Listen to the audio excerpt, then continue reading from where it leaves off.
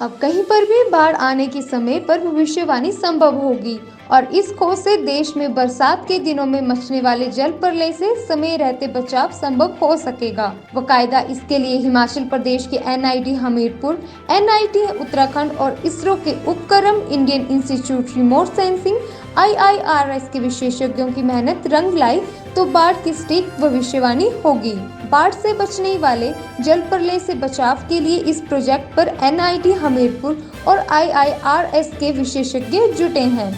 Geographical system GIS तकनीक पर आधारित इस शोध कार्य में रेन गेज बारिश मापने का यंत्र और कंक्रीट वेयर को इस्तेमाल किया जाएगा।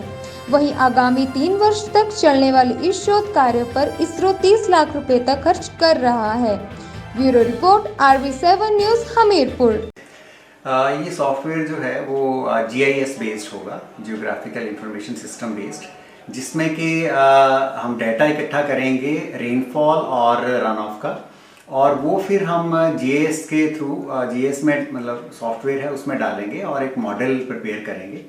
जो GIS बेस्ड मॉडल होगा। उसमें ये है फ़ायदा कि एक बार वो मॉडल अगर तैयार हो गया तो हमें सिर्फ रेनफॉल एज इनपुट देना है और हमेशा रन ऑफ जो है वो हमारे पास एज आउटपुट आ जाएगा। तो उसी से हमें पता लग सकता है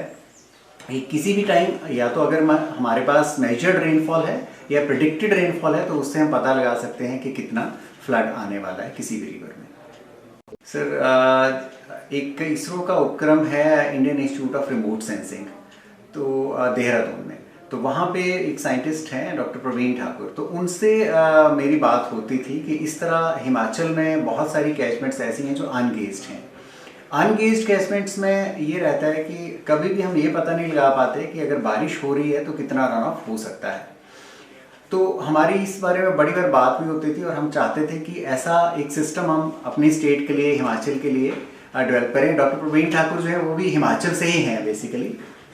और अर्की से बिलोंग करते हैं, तो वो भी देहरादून में है। तो उन्होंने फिर ऐसे है कि हम ऐसा एक प्रोजेक्ट जो है इसरो को सबमिट करते हैं, अगर हमें उनको हमारा आइडिया पसंद आ गया तो वो फंड कर सकते हैं। तो हमने प्रोजेक्ट सबमिट किया इसरो को और बहुत सौभाग्य है हमारा भी, और हम समझते हैं कि स्टेट को हमें सर्व करने का मौका मिलेगा इस फंडिंग से जो इसरो प्रोवाइड कर रहा है। इसरो 3 साल के इस प्रोजेक्ट के लिए 31 लाख के आसपास फंडिंग दे रहा है। तो इससे ये फ़ायदा है कि जैसे अभी बाढ़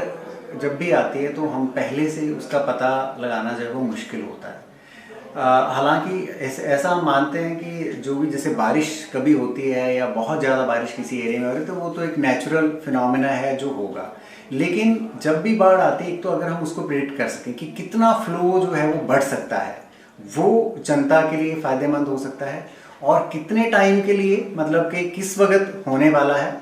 फ्लड आने वाला है, तो उससे हम जनता को पहले से सावधान कर सकते हैं। उसके अलावा अगर हम फ्लड राउटिंग एक प्रोसेस है जिसमें हम ये पता लगा सकते हैं कि अगर किसी पर्टिकुलर जगह पे फ्लड वेव जो है वो एक मतलब 11 बजे आ गई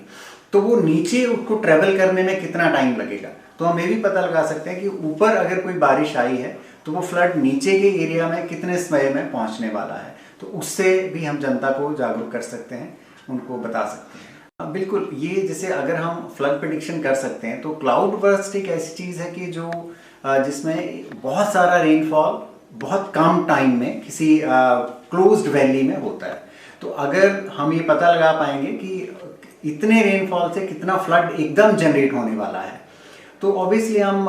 लोगों को हम जागरूक कर सकते हैं कि वो समय रहते अपने जान माल बचाने के लिए उसका ध्यान करें। अभी तो सर हमने सिर्फ ब्यास कैचमेंट को चुना है और